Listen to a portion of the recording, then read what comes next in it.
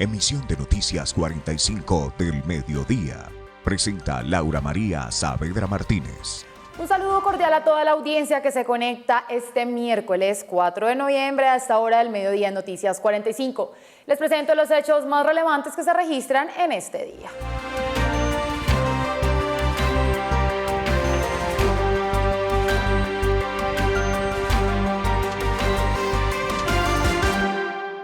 De nuevo, la subregión del Bajo Cauca antioqueño es noticia por los hechos de violencia.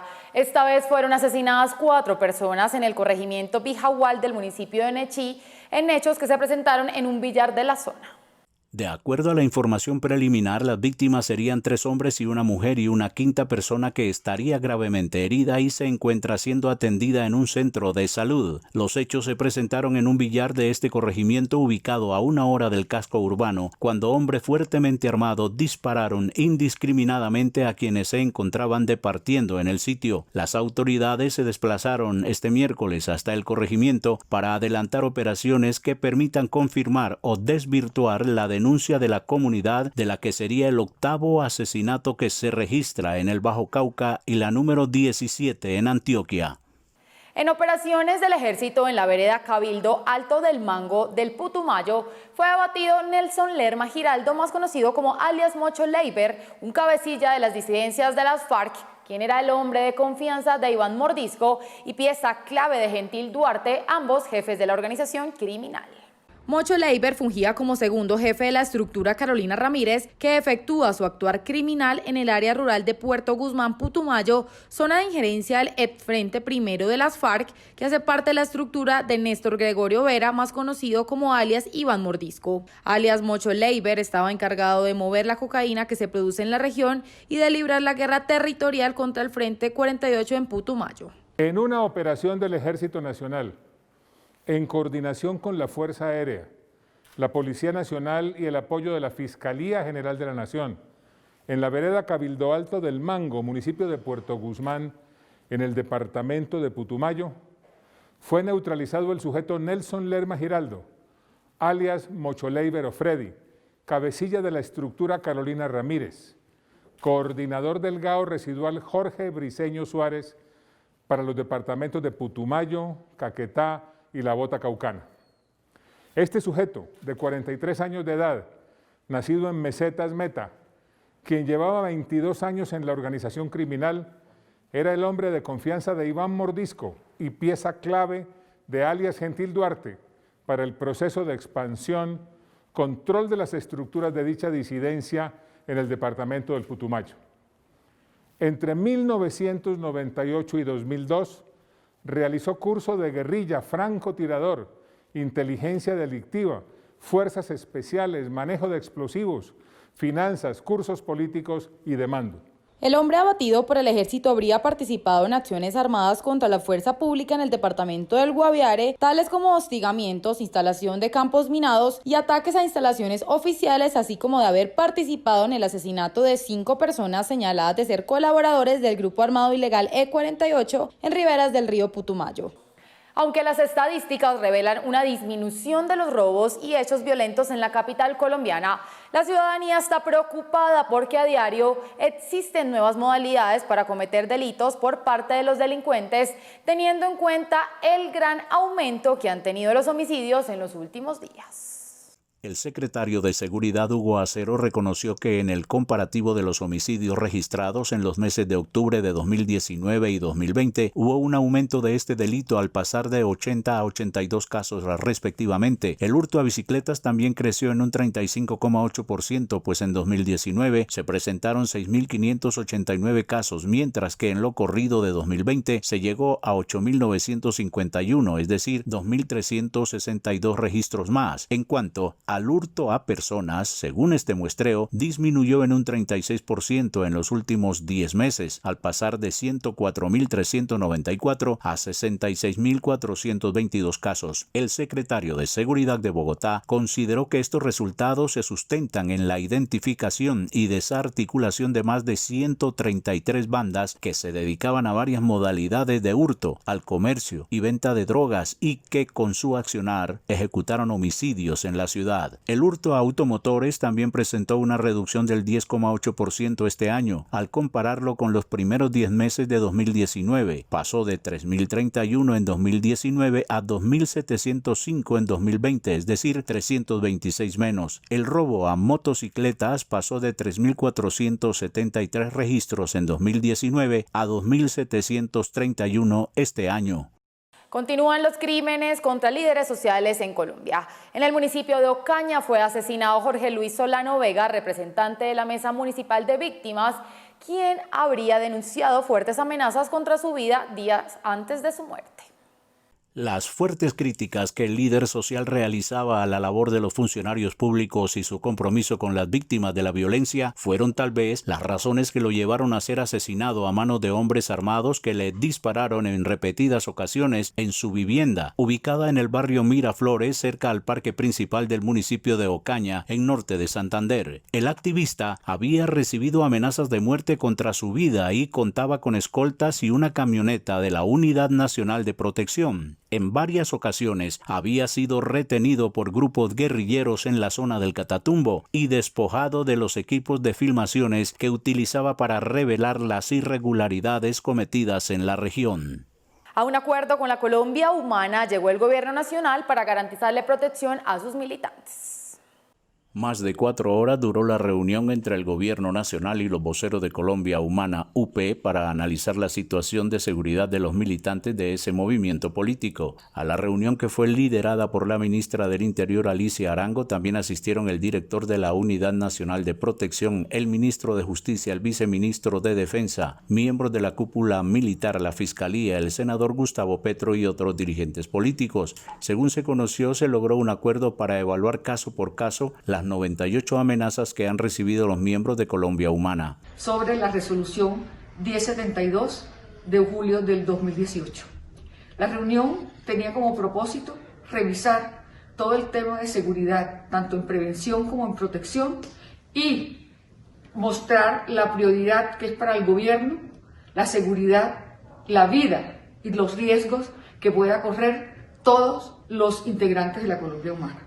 La ministra Arango señaló, se fijó una hoja de trabajo que consiste en reuniones permanentes entre los delegados de la Colombia Humana, el director de la UNP y el director de Derechos Humanos del Ministerio del Interior, para revisar caso por caso y estar atentos a cualquier amenaza, por mínima que sea, para que sea atendida de manera urgente. La representante a la Cámara, María José Pizarro, decidió retirarse de la reunión, argumentando que el gobierno no tiene claro de qué manera se puede garantizar la vida de los militantes de los partidos que conforman este grupo político. Con una votación de 102 a 52, la plenaria de la Cámara de Representantes hundió el proyecto de acto legislativo que buscaba modificar la Constitución para que se dé vía libre a la marihuana recreativa en el país.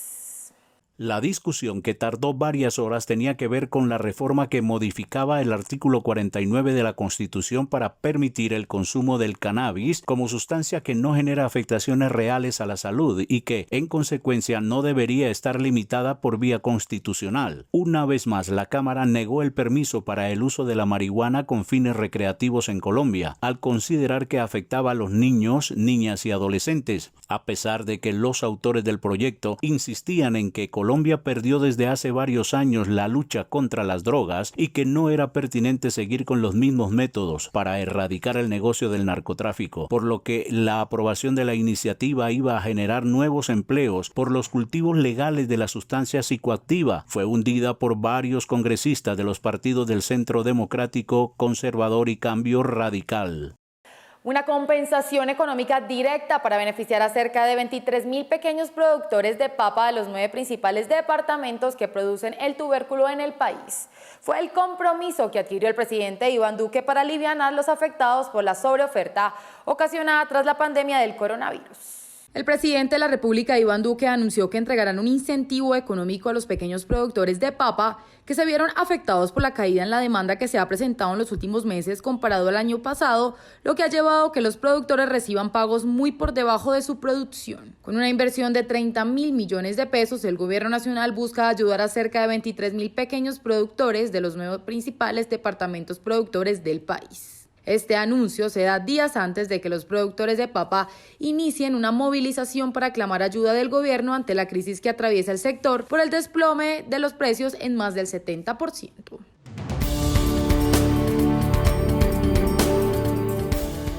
Una mujer transgénero se convirtió en la primera senadora estatal en las elecciones de Estados Unidos tras obtener el 86% de los votos en el estado de Delaware. Sarah McBride hizo historia en las elecciones al convertirse en la primera senadora estatal abiertamente transgénero de la historia del país, porque será además la funcionaria transgénero de más alto rango del país norteamericano. Antes de ser elegida senadora en Delaware, había desempeñado cargos entre la política y el activismo. Fue becaria en la Casa Blanca durante la presidencia de Barack Obama y ya había hecho historia al convertirse en 2016 en la primera persona abiertamente transgénero en dar un discurso en la Convención Nacional Demócrata, que en esa ocasión aupó como candidata presidencial a Hillary Clinton. La nueva senadora estatal demócrata venció a su rival republicano por un amplio margen. Y en noticias deportivas les cuento que tras haber empatado con Unión La Calera, el Deportes Tolima se despidió de la Copa Sudamericana en un partido en donde los chilenos marcaron tempranamente su territorio. De otro lado les cuento que Maradona fue operado satisfactoriamente y está todo listo para el clásico del ciclismo de RCN Cerveza Andina.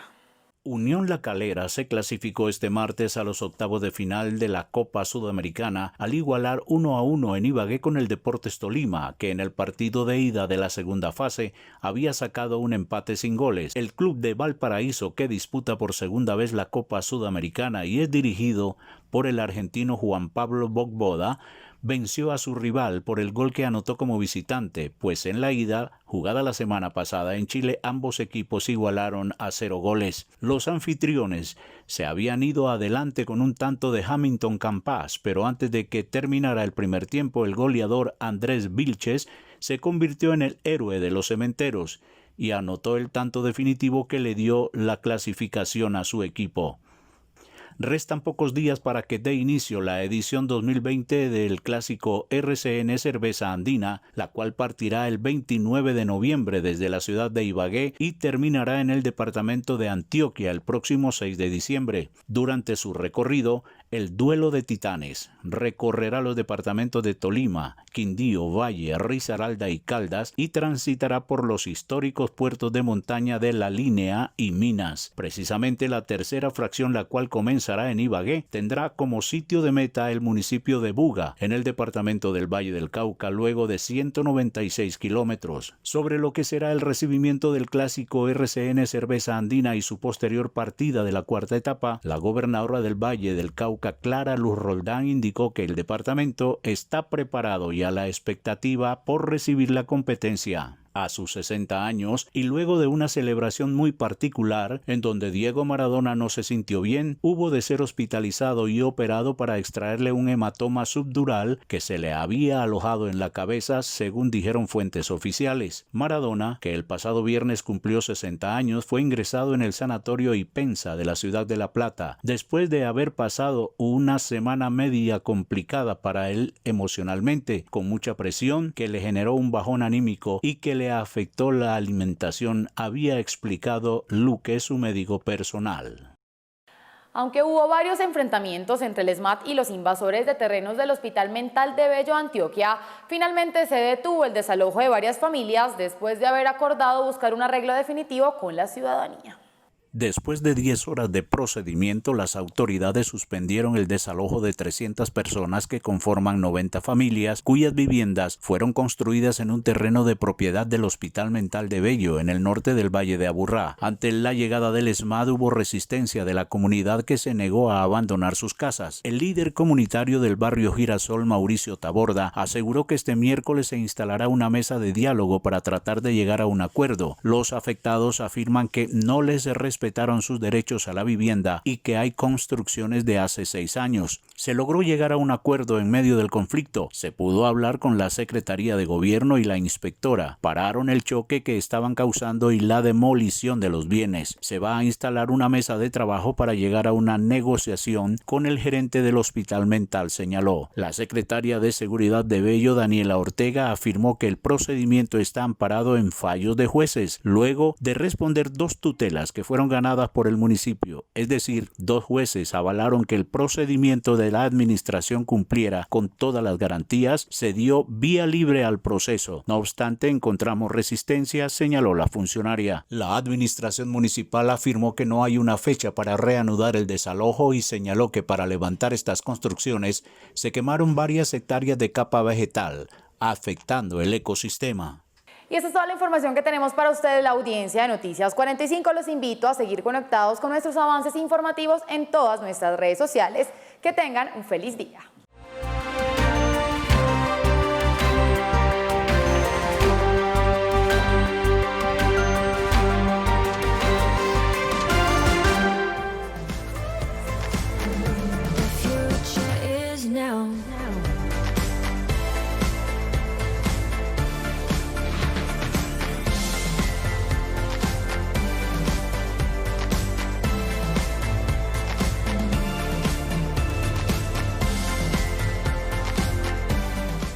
Ventana de información. Buenos días, me llamo Gregorio. Entretenimiento y de opinión. Puede almacenar en soporte digital. Un nuevo espacio donde tú tienes la palabra. Los pacientes contagiados se han recuperado. En 45 TV tendrás mucho más. 45 TV. Somos parte de ti.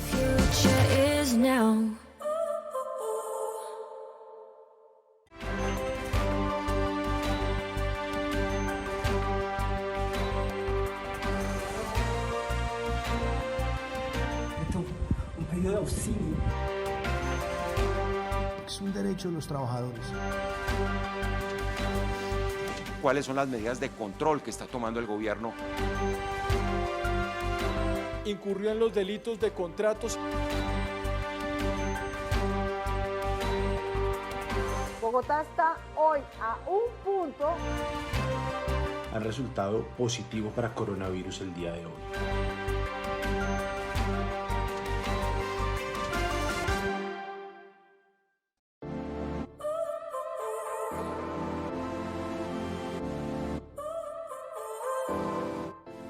Creamos nuevo contenido digital para tus redes. En 45 TV tendrás mucho más. The lights went out 'cause you kept cutting the cord, and I started to fade into your grave. See, I finally opened up my eyes, and I saw me coming back to life. That I'd be better without you inside. Día de Medellín desde el pasado 27 de enero para hacer frente a los efectos de la COVID-19.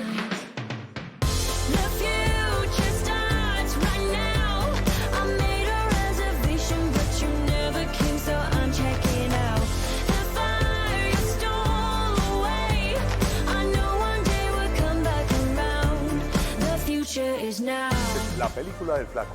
Aquí están mis series y películas recomendadas. Bienvenidos.